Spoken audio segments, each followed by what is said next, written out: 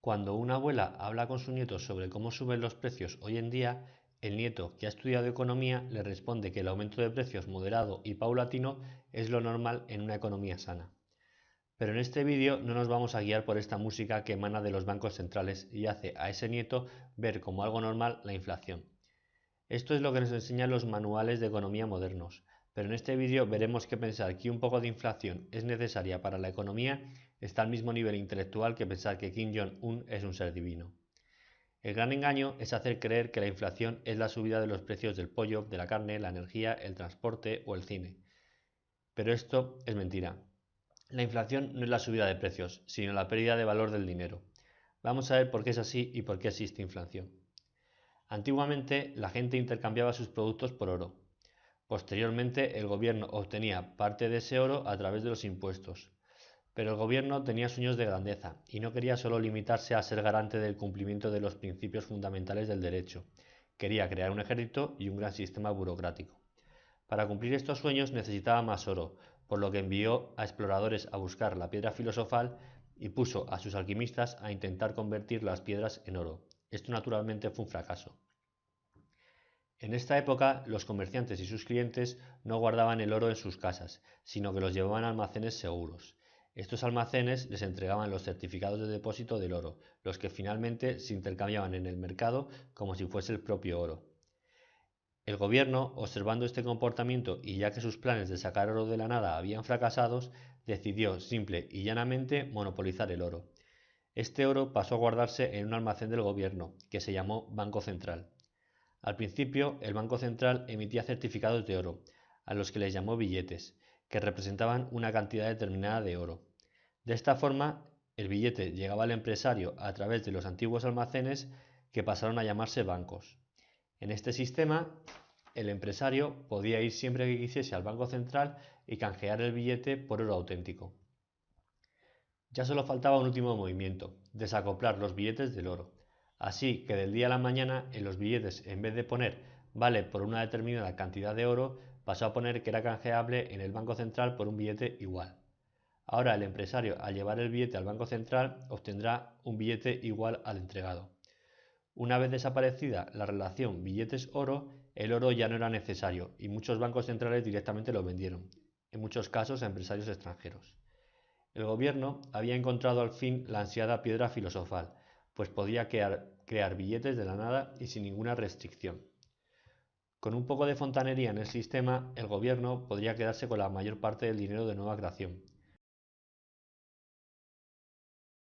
Con una fuente inagotable de dinero ya puede construir un poderoso ejército, crear una burocracia que ofrezca sus servicios en edificios preciosos y podrá crear todo tipo de cosas gratis y subvenciones para tener contenta a la gente. Los que denunciaban estas malas prácticas eran señalados como enemigos de la patria, y como aparentemente todo el mundo se beneficiaba de este sistema, pues acababan mal parados al intentar hacer ver a la gente esta gran estafa. Cuando el dinero de nueva creación entra en el sistema, los primeros en usarlo tienen el privilegio de usarlo antes de que pierda su valor. A medida que se usa, los precios suben. La ilusión óptica es que los precios suben, pero la realidad es que el dinero vale menos. Cuando se abusa de esto, la economía se inunda de billetes y estos pierden valor.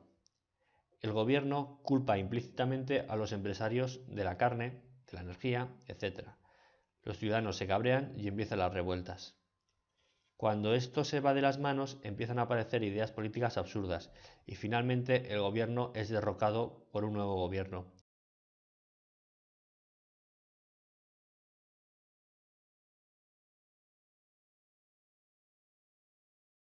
Este nuevo gobierno, al no entender el problema, pone en marcha una serie de medidas populares entre la población, pero acaban siendo como intentar apagar un fuego usando gasolina.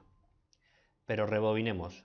Un gobierno responsable no querrá matar a la gallina de los huevos de oro, por lo que conversará con las distintas partes de la sociedad y acordará una subida de precios del 2%, o lo que es lo mismo, creará dinero de la nada con cuidado de que el dinero existente solo pierda un 2% de su valor cada año. Gracias a este 2%, los sindicatos podrán presumir de que gracias a ellos los salarios siempre suben, pero nada más lejos. Con una inflación del 2%, las subidas salariales del 2% ni son subidas ni son nada. El salario simple y llanamente se habrá mantenido constante. y una subida salarial del 1% será en realidad una bajada. Además, todos los ahorros de los trabajadores en billetes habrán perdido un 2% de su valor. Con una inflación del 2%, los ahorros que una persona tenga guardados en dinero y en la caja fuerte pierden un 2% de su valor todos los años. Mientras el gobierno se beneficia de esta pérdida de valor de los ahorros, la gente en la calle está tranquila porque sus salarios aparentemente han subido. Las universidades también pregonan los beneficios de la inflación, ya que como los precios siempre suben, la gente se anima a consumir más ahora, antes de que los precios suban. Se podría contraargumentar que si los ahorros no perdiesen valor, el individuo se sentiría más seguro y consumiría más, pero este tipo de pensamientos no es el predominante. Además, gracias a una inflación del 2%, los empresarios pueden vender subidas salariales que en realidad son bajadas, previniendo así las huelgas, pues como vimos antes, una subida del 1% del salario con una inflación del 2% es en realidad una bajada del 1%. El trabajador, no obstante, ve más dinero en su nómina, inconsciente de que ese dinero tiene menos valor. Los banqueros también están encantados, ya que tal y como está diseñado el sistema, son los primeros en usar el dinero de nueva creación, decidiendo hacia qué sector orientarlo, el que podrá usarlo antes de que pierda su valor. Además, la inflación obliga a la gente a tener que acudir a los bancos para buscar productos financieros que den un interés para combatir la inflación, siendo timados en algunos casos. La inflación, además, hace que en el panorama internacional la moneda se deprecie, por lo que si la inflación del euro es mayor que la del dólar, cada vez costará más importar un coche de Estados Unidos. Las importaciones aumentarán, por lo tanto, su precio, ya que la capacidad del euro de comprar bienes extranjeros disminuirá. Debido a esto, los países se ponen también de acuerdo en ese 2%. Los encargados de abrir y cerrar la llave a fecha de hoy son estas dos personas. Mario Draghi abre la del euro y Janet Yellen abre la del dólar.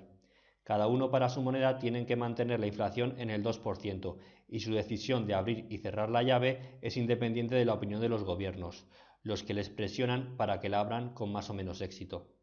Y con estas dos citas termina este vídeo. Muchas gracias por la atención.